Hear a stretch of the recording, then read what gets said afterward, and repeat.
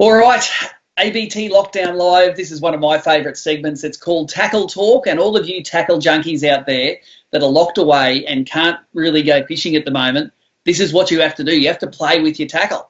And I've got Justin here from Tackle Tactics. Justin, you are a dead set tackle junkie just like I am. But you're in the industry where you've got a fair bit of tackle to play with, mate. You're locked down there, and it looks like you're up to your nuts in it.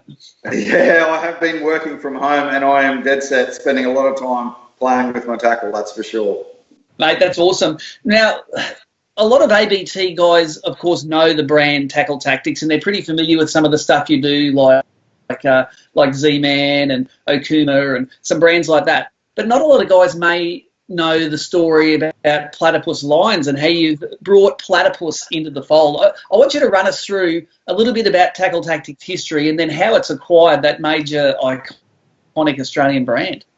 Yep, no worries. Gareth Williams, who owns the business and started the business, we've clocked up 20 years this year, which is pretty exciting as Tackle Tactics. And it really did kick off. It's an Australian family owned and operated business that kicked off in a garage. And over time has grown and expanded. And like you say, TTZ, stack of brands in the stable. But for us, Platypus, my grandfather fished it, my dad fished it, I've fished it my whole life. It's such an iconic brand. It's the oldest fishing tackle brand in Australia, so 1898. And a Scottish rope maker came over here, started making rope, then started making fishing line because of the demand for fishing line. And the name Platypus came about because it was good on the land and good in the water. And from our side of things, we've been mates with Stuart for a long time, great bloke, had a few beers at ICAST trade shows and after and all that sort of thing. And when the opportunity came up where he didn't know what he was going to do with the brand moving forward, conversations started over a long period of time, and eventually we decided to acquire the brand from Stuart, and he was happy to move on to other things. So the Platypus factory was actually 2 streets away from our factory. So was it a long move?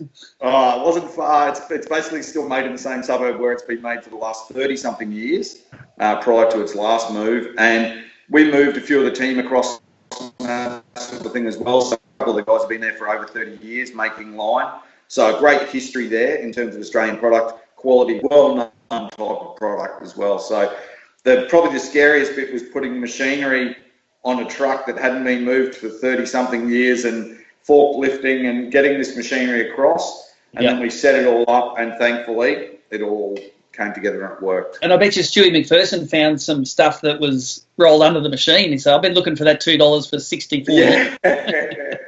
Oh, there was some crazy stuff turned up, and there is a whole lot of history there. So hopefully, potentially through the mag or something down the track, we might put a bit of a feature together, and there's some photos of some really cool old stuff, old fishing lines and things, just brilliant. Posters, signage, some of it probably not too PC these days, but some quality ads over the years. Well, I think it's awesome because there's a real flavour for manufacturing back in Australia now after this pandemic. I think we'll see a lot of locally manufactured stuff. So well done on still making things in Australia.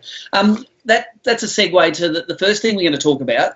Take us through a couple of the leaders that you've got. You've got a bit of a mix of leaders that are branded Platypus. Some are made in Australia and some aren't. Explain the difference and what you've got on the market coming. Yep. So all of our braided fishing lines and monofilament fishing lines are made in Australia.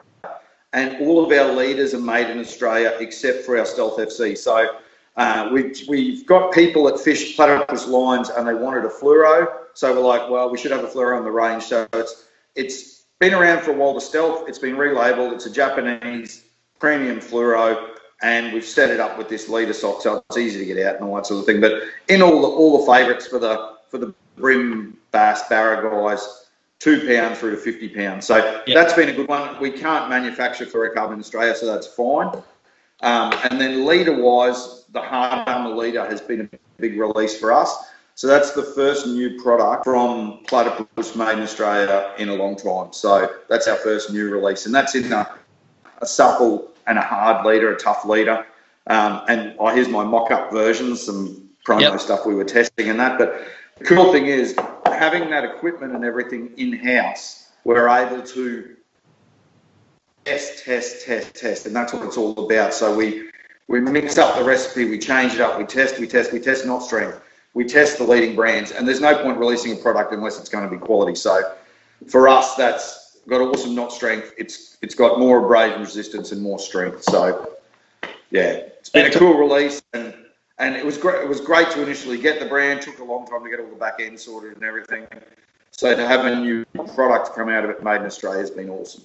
Now, of course, the ABT family will really know tackle tactics for your jig heads. You've been making them for years, and they're, of course, the standard that nearly all competitors across brim, bass, and barra use. You were telling me a pretty cool story before about how you're actually exporting jig heads now back to the USA. Like, they've been exporting those Z-Man plastics to us all these years. Yeah. You're getting some back at them now. Tell us that story. Yeah, it's pretty cool. TT Lures as a brand, so we cover pretty much everything from the hidden weight system right through to the the big swim locks and that sort of thing, from the brim to the barra, and everything in between. So most comprehensive range of jig heads out there. And Z-Man plastics that we distribute here, the guys from Z-Man are now distributing TT Lures in the States, which is brilliant. And one thing that has been a standout has been the little Ned locks. So for their Ned rig fishing over there, which has just gone insane, that Ned locks, we export a stack of those over there. So they're in all the big retailers in the States and everything, which is pretty awesome. 20 years ago in a garage to now exporting stuff to the States, which is brilliant. So crazy times at the moment. Everyone in fishing tackle industries is sort of just on standby a bit, and we're trying to survive and get through this, and then hopefully blooming. But it's awesome for really a family-owned and operated little Aussie business that kicked off here to be exporting to the States. Is they've got such a long fishing history. It's cool to be a part of it. Well, you're having an influence on many American companies. Your ProCure brand has become pretty popular with the ABT guys as well, especially the brim guys. You've been able to influence them to get our own flavours of sauce now. Tell us about those. Yeah, so ProCure, we've been working with the ProCure guys for quite a few years, and it is an awesome scent. Stays on well. It's got the real ground-ed stuff and that laboratory science in there. But we've been gradually adding flavours. So we added a little while ago the bloodworm, and we added the sardine pilchard, which is awesome for here. And then we added the butt juice just for a bit of fun, because everyone's looking for a gift for a mate, so the butt juice is pretty funny. But that saltwater yabby nipper has just arrived, and that's going to be an awesome flavour. So for those that love their ProCure, you can check that one out. Guys like Adam at fishing.com.au, and the Proactive stores will have that in stock already. Yeah, we've seen Adam. He's being very proactive at the moment. He doesn't let anyone in his shop, but he's definitely still sending stuff by mail order, and he's still ordering. It's good to see that most states in Australia, except Victoria, you can still do essential fishing. So if you're going to go out to try and catch a feed and doing it locally, just like you up there, mate, I know you've got the water just across the road, and you use that as a bit of a source of protein, don't you? Yeah, it's a quick and easy one for me. I can go and grab the kayak out of the shed and drag it over the road, and I'm hashtagging zero contact fishing or no contact fishing or whatever. I think, we've just, for the sake of the industry and not having it closed any further, we've just all got to be smart, like you guys have been talking about. If you are fishing, if you do have the ability to fish, social distancing, keep it smart, keep it simple, stay local, all that sort of stuff.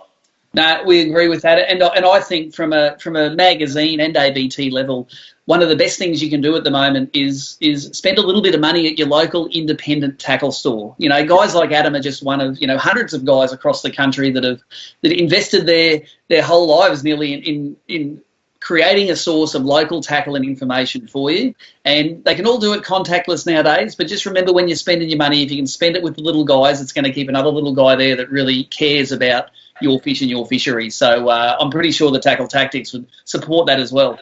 Yeah, totally agree. And a lot of people can have access. If you're out doing a grocery run or you're doing whatever you do, or online, you've got access to gear still. You can be kitting out ready for when we get back into it. Or for those of you that can fish, you can be picking up a few bits and pieces.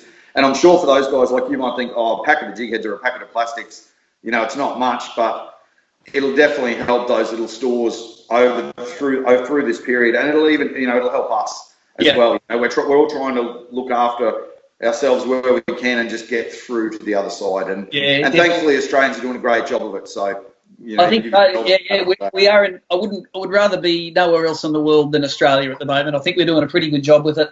Look, I've really like to thank Tackle Tactics because over the years you've been a great supporter of ABT, and we make up these prize packs here. These are the prize packs that we make up with all of the products. This is a bass one that we've got here at the moment.